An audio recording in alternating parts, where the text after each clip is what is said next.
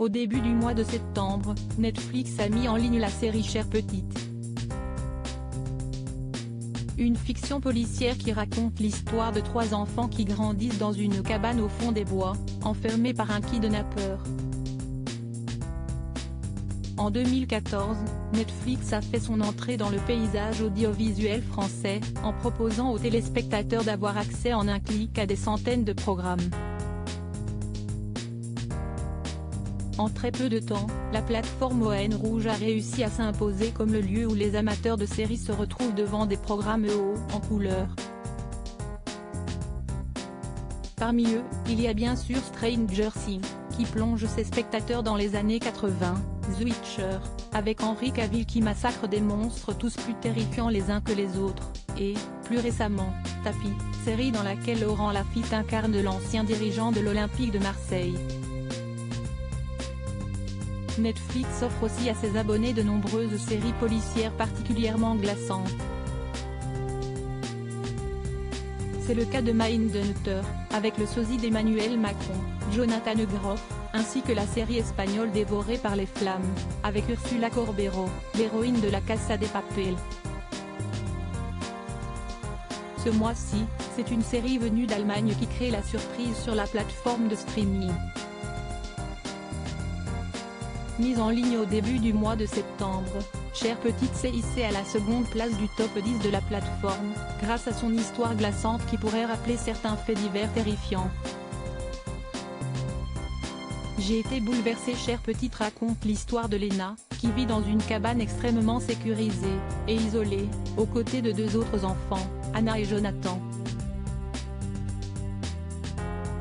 Les 3 obéissent aux règles imposées par un gardien très strict. Après plusieurs années enfermée dans ce lieu, Lena parvient à s'échapper. Une histoire glaçante qui rappelle bien sûr l'histoire de Natacha Kampusch.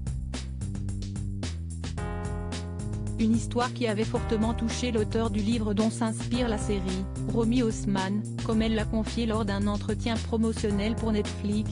J'ai vu l'interview télévisée de Natacha Kampusch avec Günther Joh en 2006. C'était quelques semaines après qu'elle a échappé à son ravisseur. Je n'ai jamais oublié cette interview tellement j'ai été bouleversée par la façon dont cette jeune femme était assise là après tant d'années passées au sous-sol. Une histoire qui a fortement touché l'écrivaine, mais qui ne l'a pas inspirée, car son livre intitulé Liebeskind a été publié en 1999, soit 7 ans avant l'affaire Natacha Kampusch. Une coïncidence qui ne fait que rappeler que la frontière entre fiction et réalité est parfois très fine.